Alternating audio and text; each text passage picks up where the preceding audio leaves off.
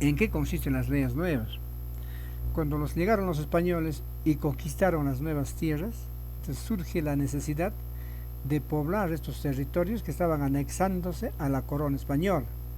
Pero estos otorgaron grandes privilegios a los conquistadores. Ellos han sido los principales beneficiados de las encomiendas. ¿Y qué eran las encomiendas? Las encomiendas eran, muchachos, desde su inicio en Europa, una institución que implementaron aquí en América los conquistadores españoles. Las encomiendas se implementaron en América por los colonizadores españoles. ¿Para qué? Para sacarle provecho al trabajo de los indígenas.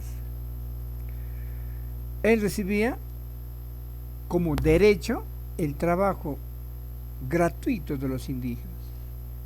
Ellos cobraban tributo a los indígenas. Y también, por otra parte, los evangelizaban. En las encomiendas entregaban un grupo de indios a un español, para que este español les dé protección, los educara y les evangelizara.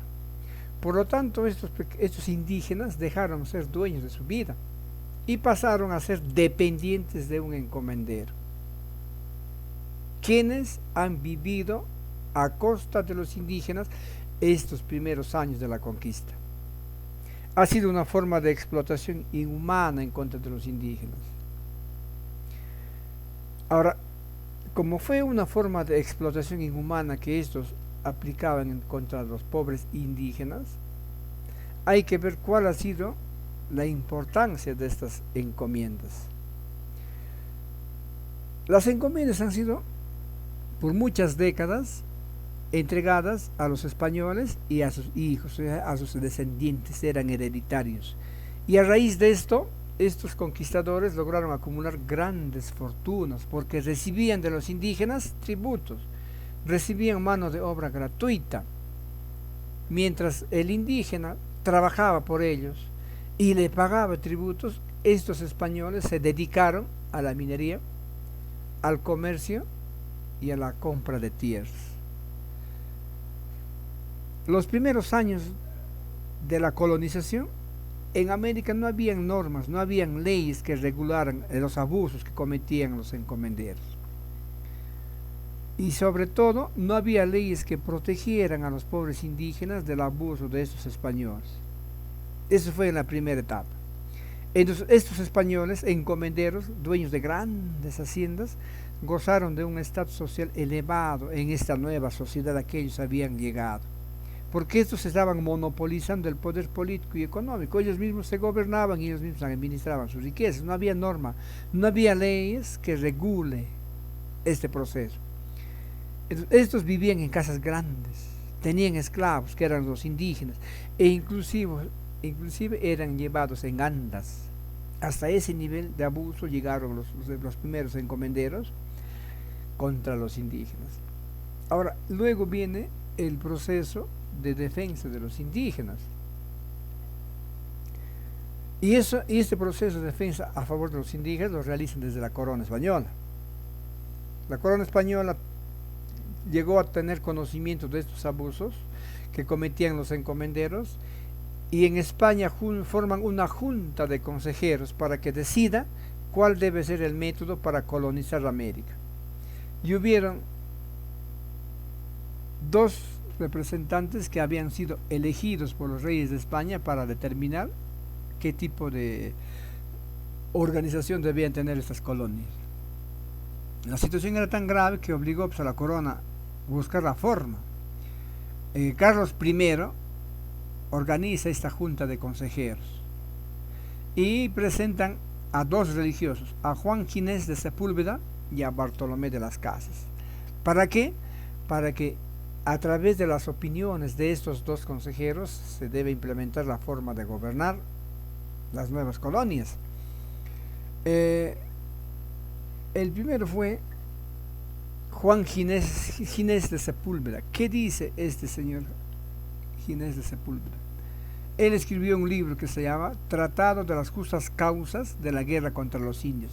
en este libro él dice, él considera legítimo el uso de la fuerza para colonizar y evangelizar a los indígenas. Sepúlveda dice que los indígenas son bárbaros. La única forma de gobernarles a ellos es poniendo mano dura. Y también opinaba que la religión andina era monstruosa. Era la opinión de Juan Gines de Sepúlveda.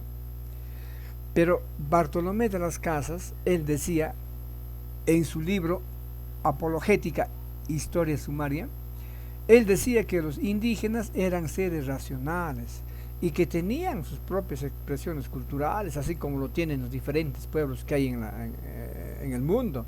Cada pueblo tiene sus costumbres, tiene sus expresiones culturales. Y Bartolomé de las Casas decía eso. También Bartolomé de las Casas decía que la sociedad andina tenía su propia escala de valores culturales. Él decía que la sociedad andina se regía por una escala de valores. En el mundo andino, en el Tahuantinsuyo, se castigaba todo.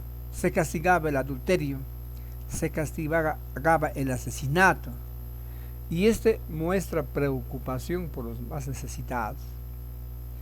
Entonces, luego de este proceso, la corona española decide tomar en cuenta las opiniones de Bartolomé de las Casas y pone fin a las encomiendas, pero no lo puso fin así de un solo golpe, sino ha sido parte de un proceso. Después de poner fin a las guerras civiles entre los almagristas y los pizarristas, la corona española establece las leyes nuevas y mediante este elige nuevas autoridades para dirigir la nueva sociedad en América. De tal forma que en 1542 estas leyes nuevas realizan reformas en el aspecto administrativo, en el aspecto económico, en el aspecto político. Y se disponen leyes nuevas que no han sido aceptadas por los encomenderos, porque a ellos no les convenía, ellos estaban acostumbrados a vivir como reyes en sus encomiendas, y cuando se dan las reformas, a ellos no les conviene. Mediante estas leyes nuevas, se reconocía a los indios como vasallos de la corona, y como vasallos de la corona, no podrían ser explotados en forma inhumana como lo estaban haciendo los encomenderos, y eso no les convenía a ellos. Estas leyes nuevas prohíben el servicio personal, o sea que ya no trabajen gratuitamente, que no los exploten, tampoco les convenía a los grandes encomenderos, y modera el trabajo de los indios, que ya no sea tan inhumano, que sean trabajos en función a sus capacidades, que no los exploten. Entonces, tampoco les convenía a los encomenderos. Y lo que viene después, que tampoco fueron aceptados por los encomenderos son algunos, quitar las encomiendas a los que participaron en la muerte de Diego de Almagro, y todos esos encomenderos abusivos habían participado, tampoco les convenía. Ahora, el pago de tributos deberían ser inferiores a lo que pagaban los indios en la época del Tahuantinsuyo. Eso sí les cobraban exageradamente. Eso tampoco les convenía a los encomenderos. Las encomiendas dejaron de ser hereditarias. O sea, el conquistador, dueño de esas inmensas tierras, al morir, volvía a la corona española. Y las nuevas encomiendas decían eso. Ellos están acostumbrados a heredar sus encomiendas. Y eso tampoco les convenía a los grandes encomenderos. Esas leyes nuevas crearon un virreinato, donde antes era una gobernación.